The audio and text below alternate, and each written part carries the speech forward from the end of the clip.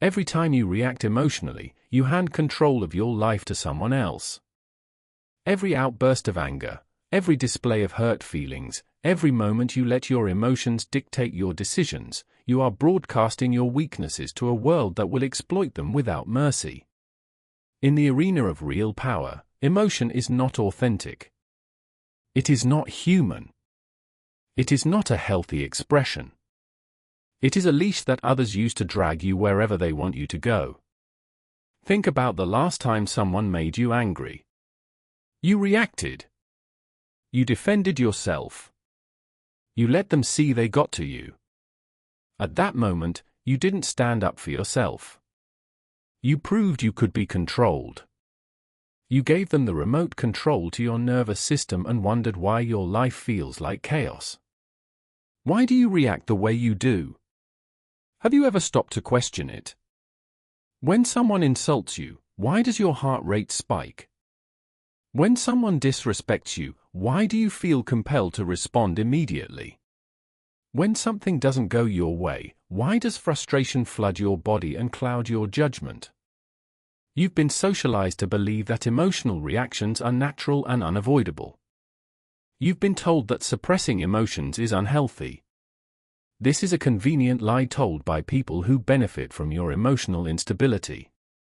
Think about who wins when you lose your temper. Not you. The person who triggered you just watched you destabilize in real time. They now know exactly how to manipulate you in the future. Think about who benefits when you make decisions based on how you feel rather than what's strategic. Not you. You've just prioritized temporary emotional relief over long-term victory. You've traded power for the fleeting satisfaction of expressing yourself. Machiavelli observed that a prince who is easily provoked is easily defeated. He understood that emotion is the door through which your enemies enter your mind. Every time you react emotionally, you're giving your opponents intelligence about your internal state. You're showing them where to strike next time. You think you're being authentic or standing your ground. You are fundamentally mistaken. You are being predictable. And in the world of strategy, predictable means powerless. You are currently suffering from emotional incontinence. You cannot control what comes out of you when pressure is applied. This makes you weak. This makes you exploitable.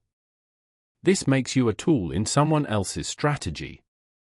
The person who can make you angry controls you. The person who can make you sad has power over your energy.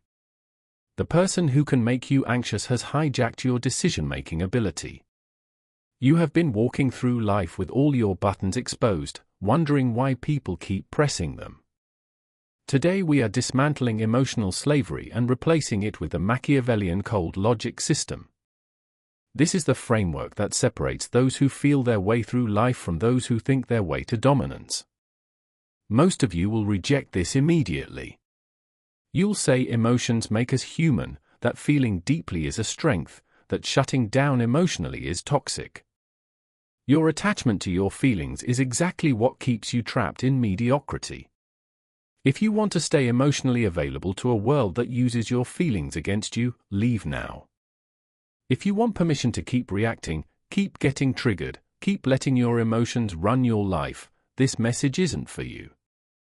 But if you want the ice-cold clarity of the strategist, if you want to move through life untouchable and unshakable, if you want to become the person who makes others emotional while you remain calculatingly calm, then stay. Because the most dangerous person in any interaction isn't the one showing emotion. It's the one feeling nothing while everyone else falls apart. Point 1. Reacting to provocation. Someone disrespects you. Someone questions your abilities. Someone talks behind your back. Your first instinct is to defend yourself, to clap back, to make sure they know they can't treat you that way. You think this is self-respect. What you're actually doing is dancing like a puppet on strings they're pulling. When you react emotionally to provocation, you aren't standing up for yourself.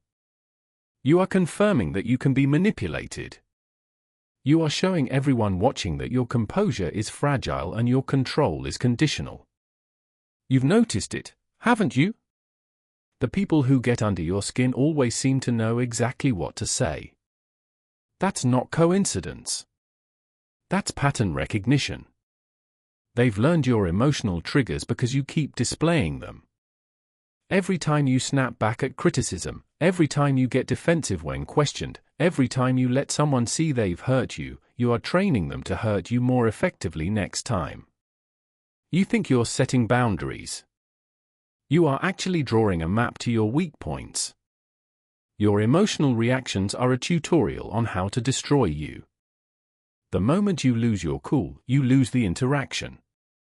It doesn't matter if you're right. It doesn't matter if they started it. The person who stays calm wins. Always. Machiavelli wrote that a prince must appear compassionate and responsive, but never actually be controlled by such feelings.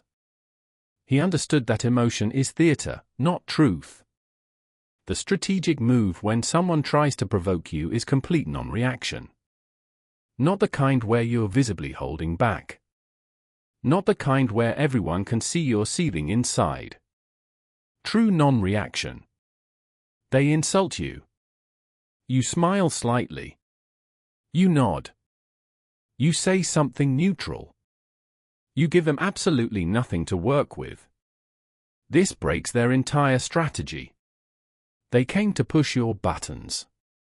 Your buttons don't exist. They came to make you emotional. You're a wall of ice. Watch what happens. They escalate. They try harder. They look increasingly unhinged while you remain eerily calm. Now the room isn't watching your reaction. They're watching their desperation. You reversed the power dynamic without saying a single defensive word. This is emotional judo. You let their aggression destroy them while you stand unmoved. Point 2. Decision-making from feelings. You make choices based on how you feel in the moment. You're angry, so you quit your job. You're excited, so you make an impulsive investment. You're hurt, so you cut people off. You're lonely, so you settle for relationships that don't serve you. You think you're following your heart or trusting your gut. What you're actually doing is letting your most unstable self make your most important decisions. Feelings are temporary chemical reactions in your brain. They are biological weather patterns that change by the hour. Building your life on how you feel is like building your house on quicksand. You wake up one day and everything you constructed has vanished because your emotional state shifted. You've done this before. You made a major decision when you were feeling a certain way. Then that feeling passed. Then you were stuck with the consequences of a choice made by a version of you that no longer exists. Think about your biggest regrets. How many of them came from decisions made in emotional states? You lashed out in anger and destroyed a relationship you now miss. You acted on fear and missed an opportunity you now mourn. You chased a feeling of excitement and ended up in a situation you now resent. Your emotions have been a terrible advisor. Yet you keep consulting them like they have your best interests at heart. They don't. Emotions exist to keep you alive in the wild. They do not exist to help you navigate complex modern strategic environments. Machiavelli was explicit about this. He wrote that a prince should never make decisions in the heat of passion. He should wait until his mind is cold and clear. He should separate what he feels from what is true. The real players understand this. They feel emotion. They just don't obey it. When they're angry, they don't act on anger. They wait. They analyze. They ask what the strategic response is, not what the emotional response is. When they're excited, they don't chase the feeling. They examine whether the opportunity is actually sound or just triggering their pleasure centers. From this second forward, you implement the 72-hour rule. When you feel a strong emotion tied to a decision, you do not act on it for 72 hours. You let the chemical storm in your brain pass. You let the feeling lose its grip. Then you look at the situation again with cold logic. What does the data say? What does the long-term analysis reveal? What would someone who isn't emotionally invested do? That is your answer. Not what your feelings scream at you in the moment. This isn't about suppressing emotion. This is about refusing to let emotion be your king. Point 3. Showing emotional investment. You care deeply about outcomes. You show how much you want something. You display your passion, your excitement, your desperation. You think this demonstrates commitment. What you're actually doing is showing everyone exactly how to negotiate with you and manipulate you. When people know what you emotionally need, they can withhold it to control you. When they see what you desperately want, they can use that want as leverage.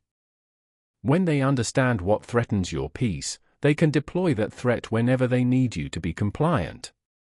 You've been wearing your heart on your sleeve and calling it authenticity. It's not authentic. It's strategic suicide. You've given everyone in your life the ability to hurt you by simply threatening the things you've shown you care about. Look at your last negotiation. Maybe it was for a job, a relationship, a business deal. You showed how badly you wanted it. You displayed enthusiasm. You made it clear this mattered to you. What happened? They sensed your desperation.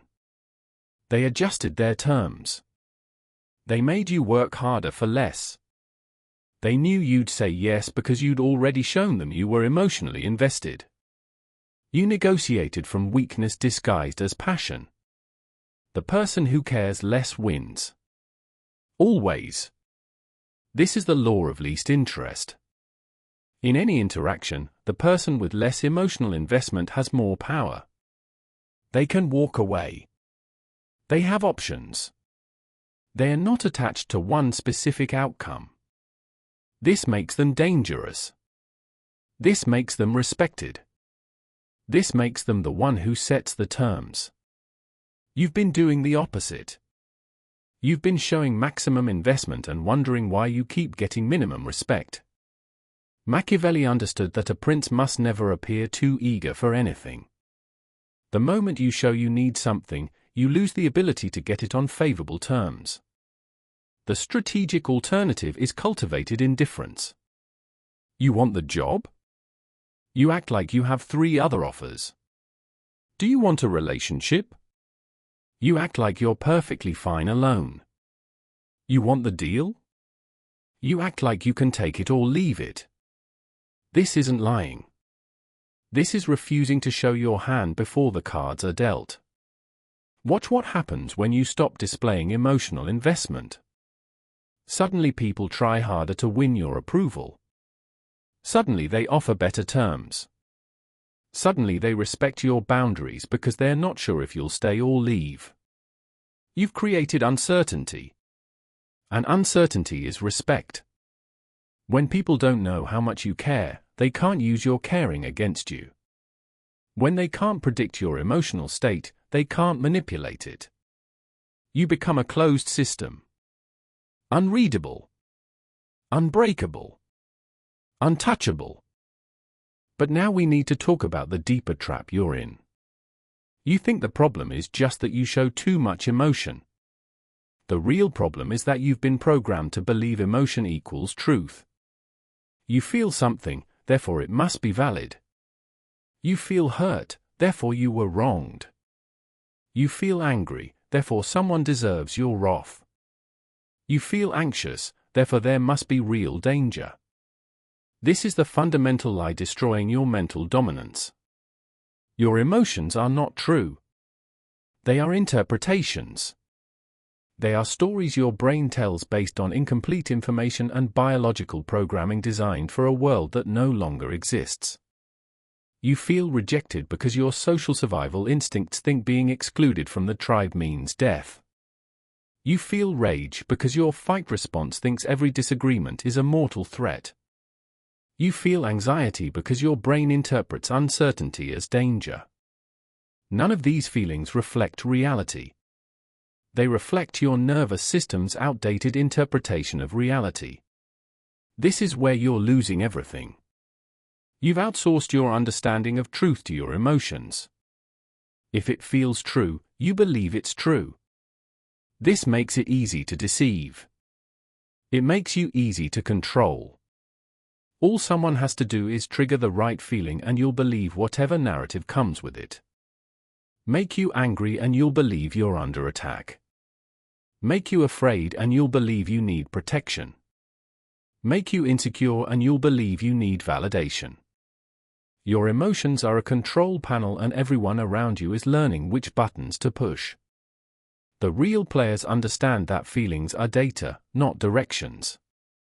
They notice their emotions. They observe them. They analyze what triggered them. But they do not obey them. They do not let feelings dictate their perception of reality. When they feel something, they ask why. What belief is creating this feeling? Is that belief accurate? What would be true regardless of how I feel? This is the separation that creates mental dominance. Emotion becomes information instead of instruction. Machiavelli observed that the masses are controlled by their passions while the prince must be controlled by cold reason. He knew that whoever masters their internal state masters their external reality. From this moment forward, you are installing the emotional firewall. When a feeling arises, you do not act on it. You observe it. You name it. You ask what it wants you to believe. Then you decide whether that belief serves your strategic interests or destroys them. Most of the time, your emotions want you to choose immediate relief over long-term power. Most of the time, your feelings are terrible strategists pretending to be your intuition. You are currently a slave to your biochemistry. A bad day at work triggers cortisol and suddenly you think your whole career is meaningless. A rejection triggers shame and suddenly you think you're fundamentally unworthy. Success triggers dopamine and suddenly you think you're invincible. You are being thrown around by chemical reactions you don't understand and calling it being human. The sovereign is not controlled by chemistry. The sovereign observes chemistry and chooses a response. This is the difference between reacting and responding. Reacting is automatic. Responding is strategic. You have been reacting. It's time to start responding. The person you were when you started this video is dead. That person felt everything intensely. That person wore emotions like badges of honor. That person believed that being emotional was being real. That person reacted to every provocation, made decisions from feelings, and broadcast their attachments to anyone watching. That person was controlled by their internal weather and called it authenticity. You are no longer that person. From this moment forward, you are becoming the calculator. The one who feels but does not obey. The one who observes emotion without being consumed by it. You are developing something most people will never possess. Emotional sovereignty. This doesn't mean you become a robot. It means you become a strategist who uses emotion as a tool rather than being used by it as a weapon. You feel anger, but you choose whether to deploy it. You feel fear, but you interrogate whether it's protecting you or limiting you. You feel excitement, but you verify whether it's wisdom or chemical manipulation. This transformation brings a specific kind of power that terrifies emotionally reactive people. You become unpredictable. They try to make you angry and you smile. They try to make you insecure and you're unmoved. They try to manipulate your feelings and find nothing to grip. You've removed their primary weapon. They're used to dealing with people who react. You respond. They're used to people who are emotionally transparent. You're emotionally encrypted. This makes you dangerous because you cannot be read. This makes you powerful because you cannot be controlled. You are no longer at the mercy of how you feel. Your value doesn't fluctuate with your mood. Your decisions aren't hostage to your emotional state. You have become a fixed point of cold clarity in a world of emotional chaos. Other people spiral. You observe. Other people react. You calculate. Other people let their feelings run their lives. You let strategy run yours. This is the sovereignty of the mind. This is the freedom that comes from refusing to be your emotion slave. You are no longer playing the emotional game. You are no longer available for manipulation through feelings. You have withdrawn your buttons from public access. When someone tries to trigger you and fails, when they try to make you emotional and encounter ice, they realize they're dealing with someone operating at a different level. This creates a specific kind of respect. The respect reserved for people who cannot be moved. You are becoming immovable. If you've made it to this point, you are the fraction of a percent willing to embrace uncomfortable truth. Most people abandoned this message the moment it challenged their addiction to emotional expression.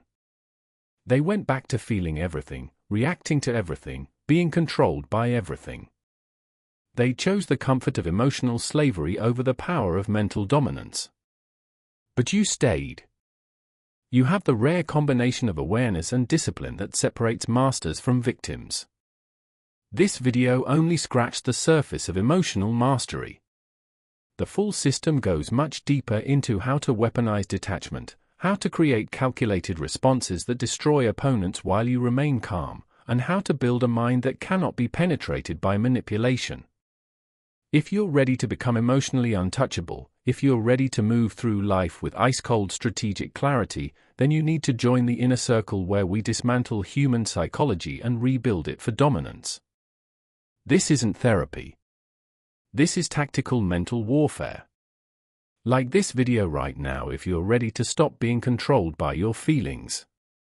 Subscribe and turn on notifications because the next briefing builds on this foundation.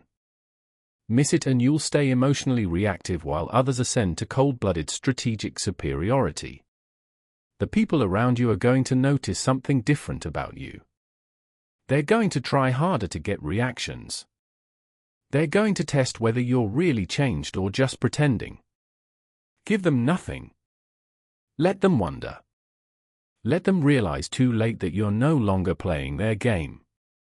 Stop feeling your way through life. Start thinking your way to power. Emotion is not your truth. It's your leash. Cut it. The age of emotional dominance begins now. Mental sovereignty or mental slavery. There is no middle ground. Choose. The feelings have ended. The strategy has begun. I'll see you at the top.